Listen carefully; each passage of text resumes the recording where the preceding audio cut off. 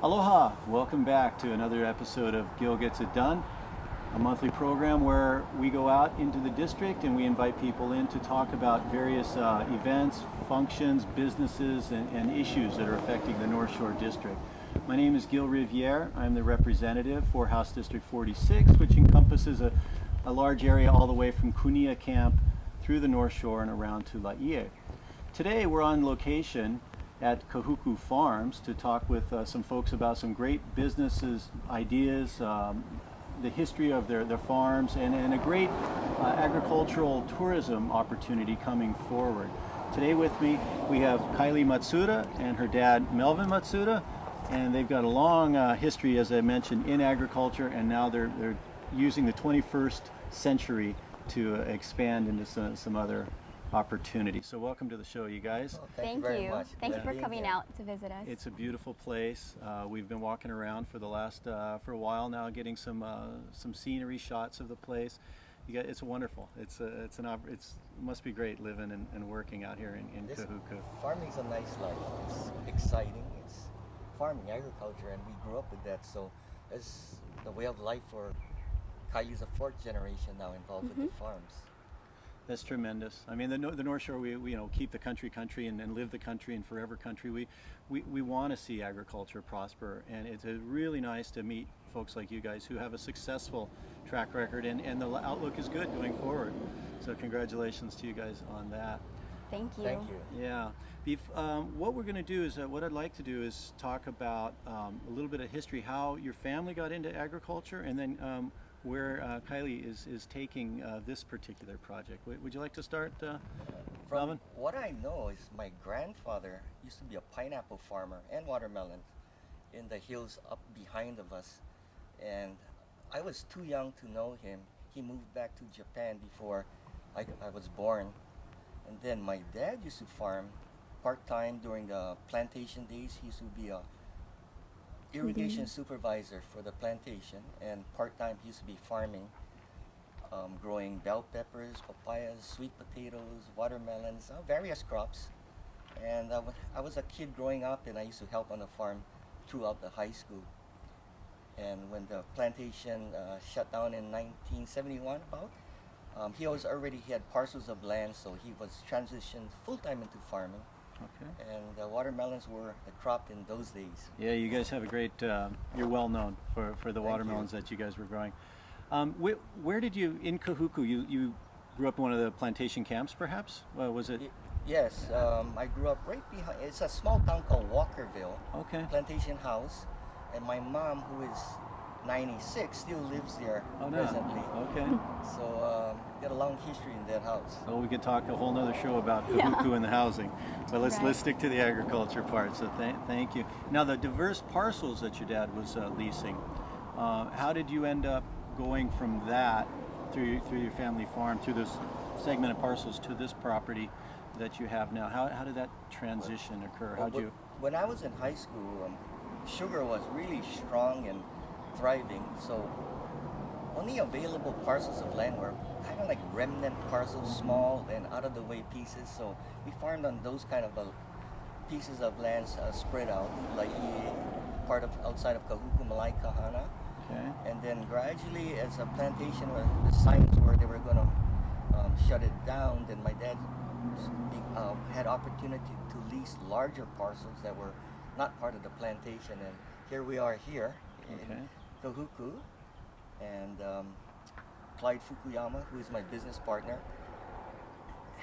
has about half the area, and then I had half the area, and we combined it. Now we're on the state ag leases here.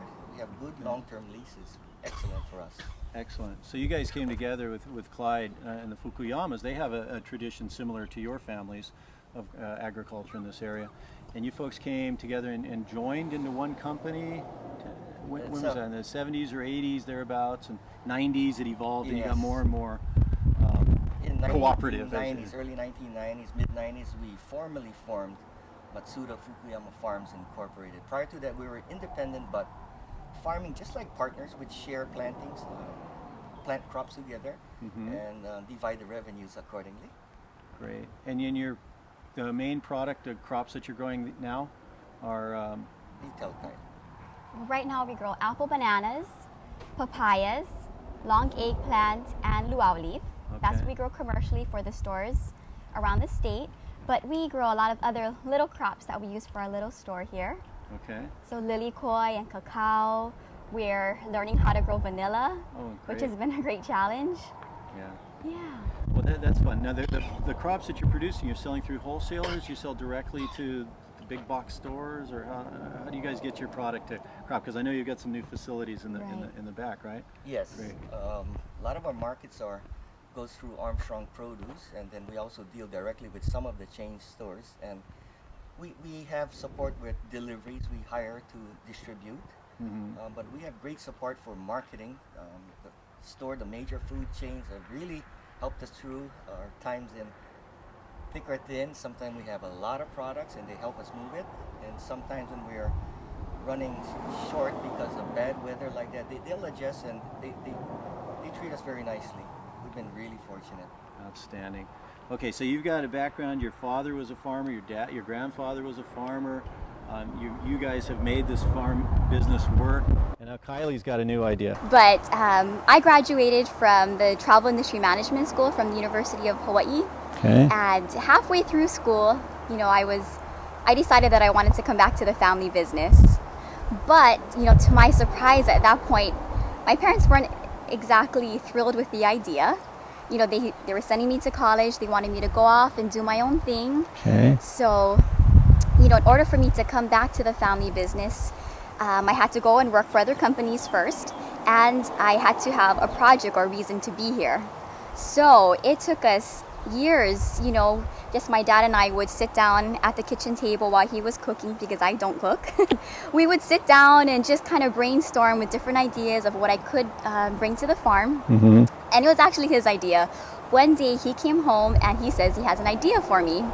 He said, why don't you build a smoothie stand on the farm and, use all the fresh papayas, bananas, and mangoes from the farm. And then he says, grow an orchard and walk people around, let them see how these things actually grow.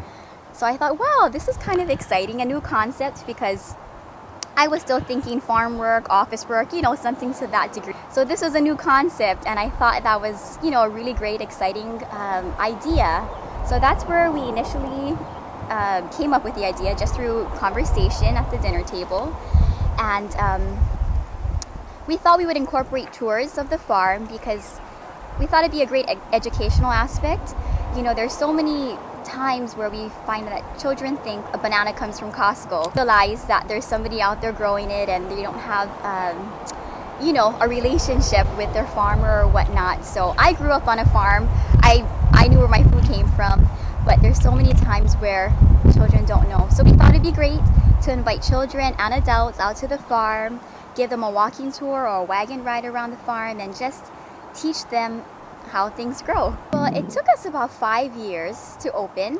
We initially thought it was going to be, we knew there was going to be some challenges, not realizing how long it would take us to go through them. So it did take us 5 years. I'm glad to say that we've overcome everything, and we held on to the idea and didn't give up. So we opened the doors to our country store back in October, and our farm tours just started a few weeks ago. Okay, and we're on the site of the farm store, the public store right now. Right. And you started off with limited days, but now you're open every day, are you? We started out with just Friday through Sunday. Okay. And just this week we're going daily. Nice. Yeah, so we're excited about it. So you mentioned a wagon ride. Yes. Tell us about that. Well, we have a wagon ride. It's a tractor-pulled wagon ride that goes around our farm here. So people on the wagon ride can see the crops that we grow commercially, so papayas and bananas, long eggplant, luau leaf. We do stop at our cacao, which is in season right now. So it's a fun, educational tractor ride that they're able to see different stages of crops, and we give them information of how it's grown and the history behind it. So it's a fun ride. Nice. And as we walked around earlier today, you showed me the lily koi that you're growing. So people who come to this property, who are walking around, will be able to see the lily koi and the pineapple and the various tropical flowers. And we've planted all kind of orchard trees like lemons, limes, oranges, lychee, mango, guava, just on a really And sugarcane. And sugarcane, Yes. of course, Uh-huh. because of our agricultural history here. Nice. That's right. I think you guys have a great idea here. The way I think you can cross market, you can bring farming to the kids and to the public, to visitors. I really am optimistic for your business. I'm very excited you guys put this together, and I really wish you well. What do you think the future of farming is going to be? Let's go back to the future of farming in Hawaii. How are we going to make it and expand it, or can we? Like any other business, farming is a business, and if you know how to manage your dollars and cents and planning,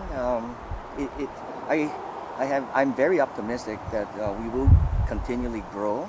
Mm-hmm. Except we're doing a little bit different things on a more value-added side on this portion of our operations, and we're also, commodity growers, papayas and bananas and eggplant in larger volumes. So Yeah, these are really good products, and the papaya they're just beautiful, right? I mean, everybody eats one of these papayas. Just you can't help but smile. They taste so the good. climate is perfect for papayas on the North Shore. Yeah. Nice and warm, good soils. It grows well here. Yeah, I would say now. I just want to add in too. You mentioned something. You wanted to come back to the farm, but your dad was reluctant. Oh, I don't know. But I think in our conversation here, what we've seen is that there is a future on the land if we continue to take advantage of the modern technology, modern marketing, modern opportunities. You can still be on the land, still promote the land, and not necessarily be doing the work that you didn't think you wanted to do, or maybe. Does that sound right?